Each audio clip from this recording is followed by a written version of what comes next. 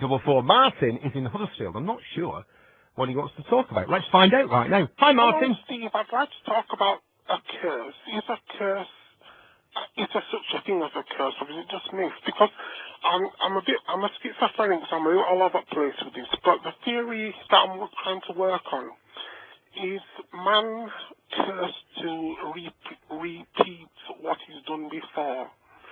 And isn't that a sign of madness if you do the same thing?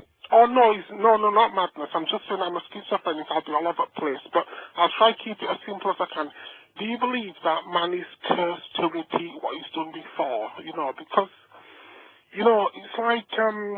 No, if you're asking me the question. Yeah, well, it's not just for you, but to your listeners.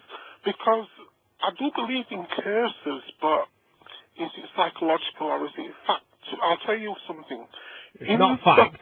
In the times of the flood of Noah's day...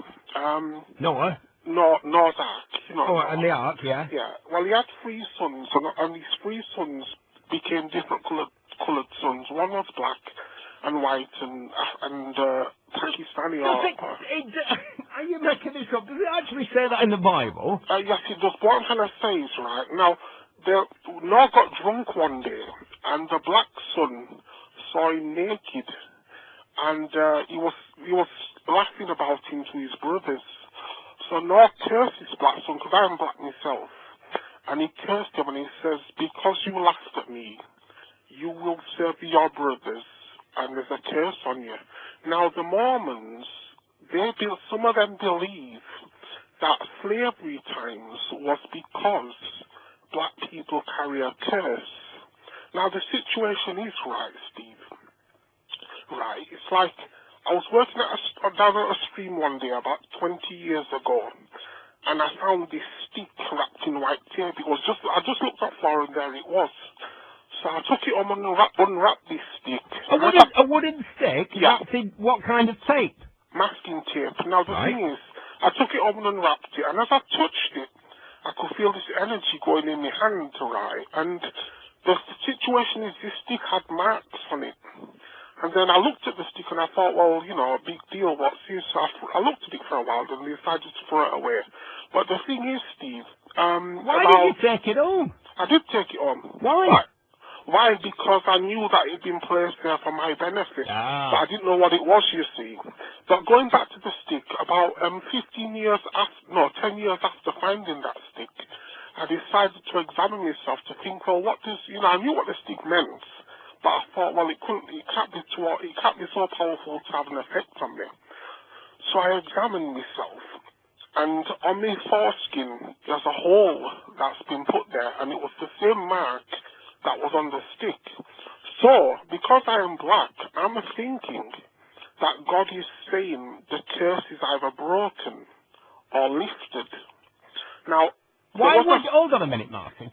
Why would Noah have cursed his own son just for laughing at him when he was in the nude? What on earth's all that about? You don't curse members of your own family just for laughing at you. No, but the situation is, though, you've got to think, they were the founding fathers of mankind. So if you're going to laugh at your dad because maybe his willy wasn't that big, or his this or his that, really? Then... No, serious, Stephen, though. But you see, the thing is, this mark I've got now, I was on radio about 10 years ago, and I made a joke up about God. And this joke, I said to Tommy Boyd on radio, I said to him, when was the first time a straight rainbow was seen? And he said, I don't know. And I said, after the flood, if you get it. Now, the thing is, Tommy said on radio, whatever he did, he says, don't laugh at the joke, just pass it by. He gave people on the radio.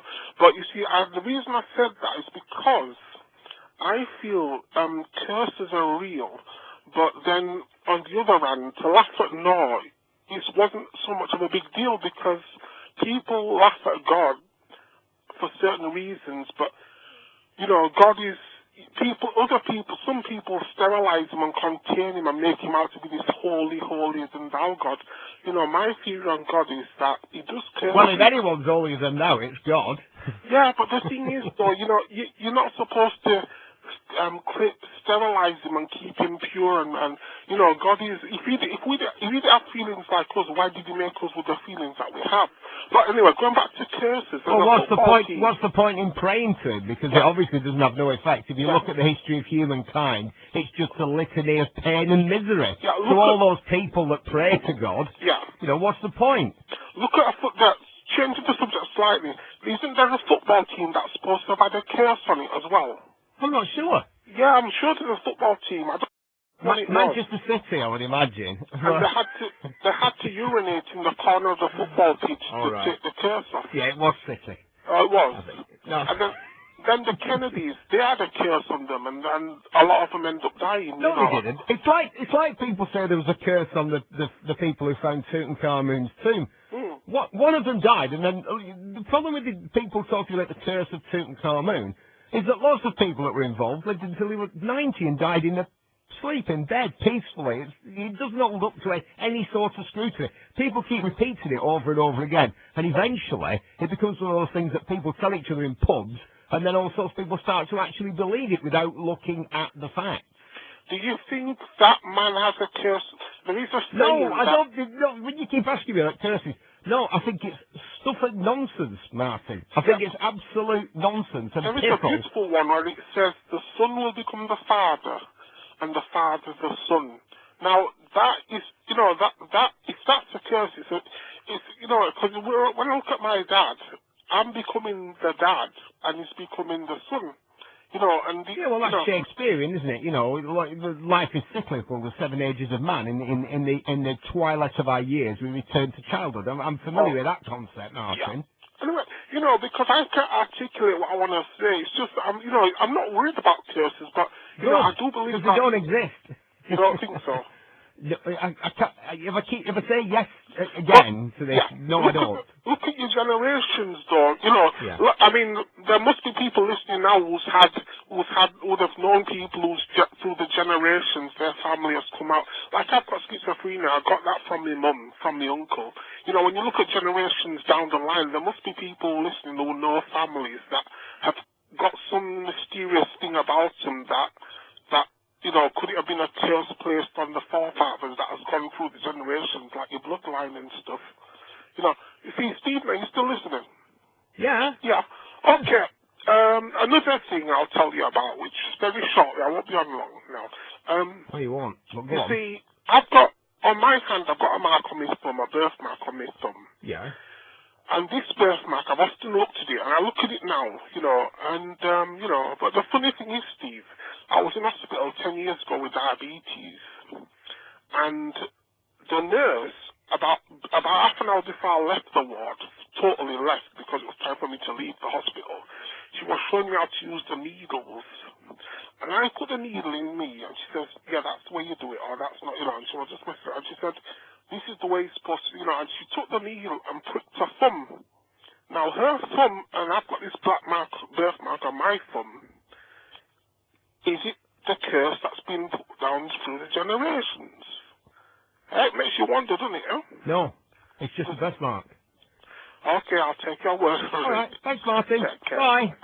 Let's get Chris on. I believe that he's not particularly in agreement with